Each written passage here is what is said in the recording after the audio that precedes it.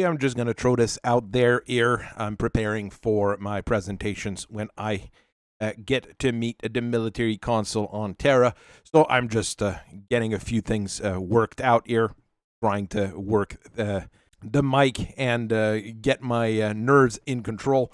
So I'm going to record this little video on one of the things that's attacked our true a little while back now.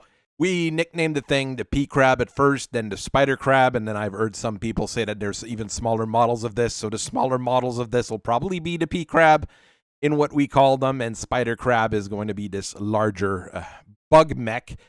It's honestly a bug mech here. Same specs as your average Stinger and Wasp. 96 kilometers top speed, able to jump about 180 meters. A pretty basic little machine. What is a bit surprising about it, we've never seen this thing before. It uses a few different tech bits that I'm not quite sure I understand or understand correctly. And it does look an awful lot. It does look extensively weird. We're not quite sure about anything else on it. Chassis is unknown. We don't know what those jump jets are. The armor is. We don't know the manufacturer for anything on this. I can estimate the price to be around 4 million C-bill per unit. About. I don't know, because some of those parts, like I said, I don't know where they're from and what they really are. And what we see here is basically an advanced scout or a light scout, like the other bug mechs. In terms of equipment for scouting, you do get a light active probe, so it's a little bit better than a lot of the bug mechs. Just because of that, you do get that little bit of extra.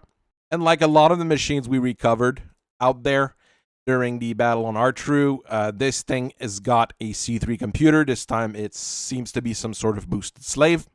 It's fairly fancy. It is not a Macintosh and it's not an IBM. I'm not quite sure where this is coming from. Other weird bit, when we tried to pull the pilot out of the cockpit, he was already half decayed, just basically melting in the pilot's chair.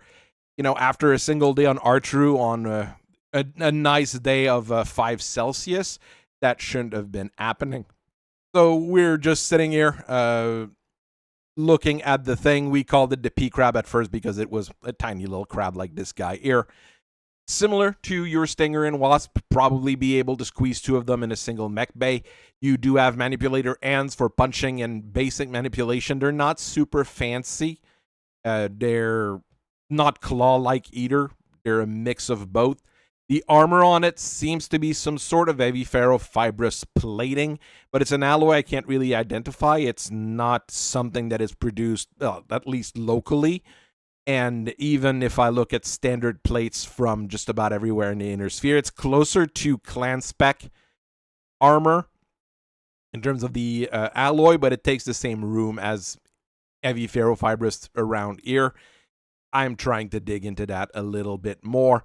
The light active probe is tied to the C3 computer, and it's not a standard active probe either. I'm not quite sure where it's coming from, but it does have the hallmark of clan technology, so the basics are there. It's not an Omni mech, but it's fairly modular, probably similar to what you'd have in something like a Mercury. You can pull those assemblies on the shoulders off really quickly and swap the weapons that are in it. The one that I'm bringing over to Terra as a pair of SRM2s mounted on the shoulders. They're clan-grade SRM2s. Not even the fancy kind, not streak, no nothing special. The ammo's mounted in the center torso, right under the pilot. And if it goes, it goes. And the pilot has 0 safety. No case 2, no nothing. The more common one, I would say, was the one with a pair of medium lasers mounted in those shoulder pods. ER medium lasers, standard inner sphere grade from what we can gather. And in terms of damage of they do.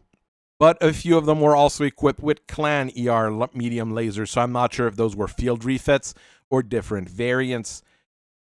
Another type, add ER small lasers instead. Once again, standard clan grade ones on the ones we mainly saw, but we have reports and we've seen a few on gun cam that has standard inner sphere ER small lasers.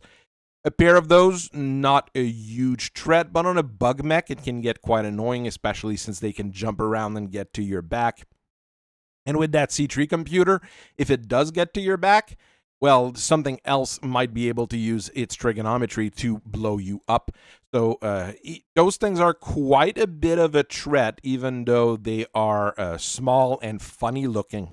The big thing we add with those, the biggest group of those we saw, it was a group of 4 of those things following a Beowulf, a standard Word of Blake scout mech.